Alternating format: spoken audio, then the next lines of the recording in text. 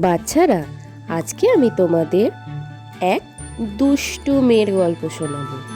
সেই মেয়েটি ছিল বেজায় হিংসুটে আর ঝগড়াটে। তবে তার নাম আমি বলতে পারবো না, কারণ ওই নামে যদি তোমাদের মধ্যে কেউ শান্ত শিষ্ট লক্ষ্মী মেয়ে থাকে, তো সে তো বেজায় আমার উপর চটে যাবে। তাই তাকে আমি হিংসুটি বলে ডাকবো। হিংসুটির এক দিদি ছিল। সেই দিদি খুব লক্ষ্মী মেয়ে। সে কাজকর্ম যেমন করত, খুব ভালোভাবে লেখাপড়াও করত। হিংসুটির যেখানে 7 বছর বয়সেও প্রথম ভাগে শেষ হলো না, তার দিদি তার থেকে মোটে 1 বছরের বড়। সে এখনই বোধোদয়, ছেলেদের রামায়ণ, ইংরেজি ফার্স্ট বুক সব পড়ে ফেলেছে। হিংসুটি তো সবাইকে হিংসা করত, তাই সে তার দিদিকেও হিংসা করত। স্কুলে তার দিদি অনেক প্রাইজ পেত, আর হিংসুটি শুধু পেত বকুনি আর শাস্তি।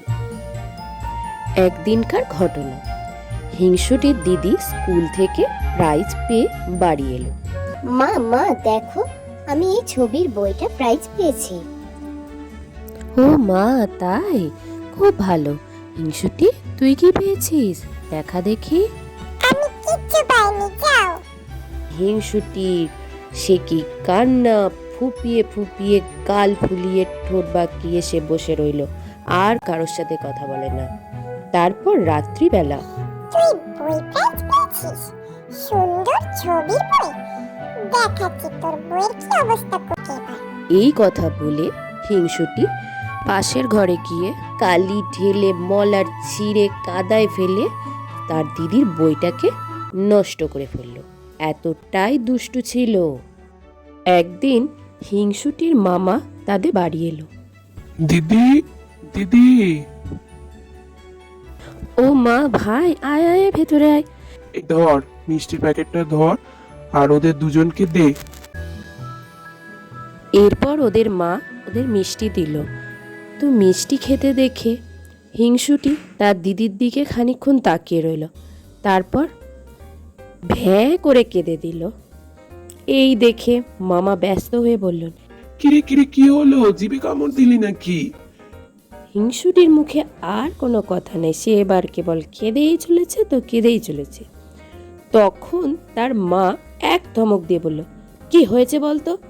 তখন হিংসুটি কাঁদতে কাঁদতে বলল, দিদি, ওই রসমন্ডিটা আমারটা চাইতেও বড়।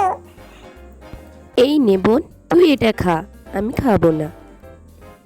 এই বলে দিদি তাড়াতাড়ি নিজের রসমন্ডিটা তাকে দিয়ে দিল।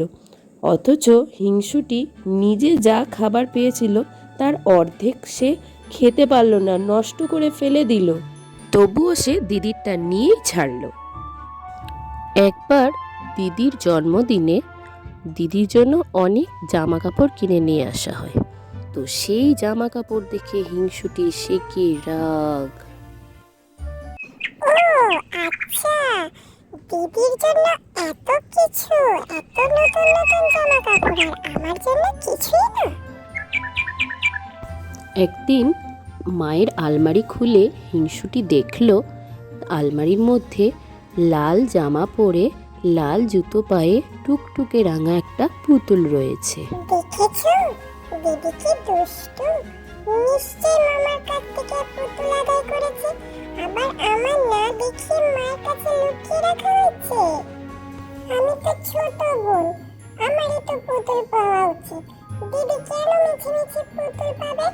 এই বলে সে পুতুলটাকে হাতে তুলে নিল, তারপর বলল, কি সুন্দর পুতুল, কেমন মিটমিটে চোখ আর ফুটফুটে মুখ, কেমন কচি কচি হাত পা আর টুকটুকে জামা কাপড়, যত সব ভালো জিনিস সব কিনে দিদি পাবে, আর আমি কিছুই পাবো না। এই বলে হিংসুটির চোখ ফেটে জল এলো। সে রেগে পুতুলটাকে আছড়ে মাটিতে ফেলে দিল। তাতেও তার রাগ গেল না। সে একটা ডান্ডা নিয়ে ধাঁই ধাঁই করে পুতুলটাকে মারতে লাগলো। মারতে মারতে তার নাক মুখ পা ভেঙে দিল, তার জামা কাপড় ছিঁড়ে দিল। আবার তাকে বাক্সের মধ্যে ঠেসে সে রাগে গড়গড় করতে করতে সেখান থেকে চলে গেল। বিকেলবেলা মামা এসে তাকে ডাকতে লাগলেন। হিংসুটি, এই হিংসুটি, তোর জন্য কি এনেছি দেখেছিস? সেই কথা শুনে তো হিংসুটি দৌড়ে এলো। কই মামা, কি এনেছো? দাও দেখি। দেখ, তোর জন্য কত সুন্দর পুতুল নিয়ে এসেছি, যা তোর মায়ের কাছে রাখা আছে, দেখবে যা। হিংসুটি উৎসাহে নাচতে লাগলো। মাকে বলল। কোথায় রেখেছো মা? মা বললেন, আলমারিতে আছে। এই শুনে ভয়ে হিংসুটির বুকের মধ্যে ধড়াস ধড়াস করে উঠল। সে কাঁদো কাঁদো গলায় বলল, সেটার কি লাল জামা আর লাল জুতো পরানো, মাথায় কালো কালো কোকড়ানো চুল ছিল? মা বললেন, হ্যাঁ, তুই দেখেছিস নাকি? হিংসুটির মুখে আর কোনো কথা নেই।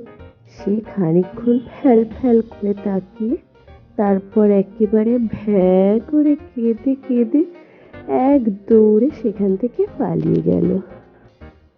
বাচ্চারা, তোমাদের কি মনে হয় এরপরেও কি হিংসুটির শিক্ষা হবে?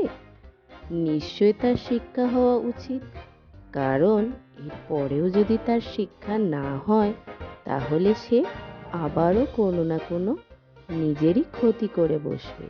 কি ঠিক বললাম তো বাচ্চারা? তবে তোমরা কিন্তু হিংসুটির মতন হয়েও না কেউ। তোমরা সকলে ওর দিদির মতো শান্ত শিষ্ট লক্ষ্মী মেয়ে হয়েও, কেমন?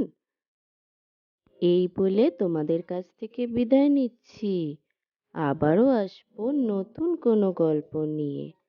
আপাতত টাটা।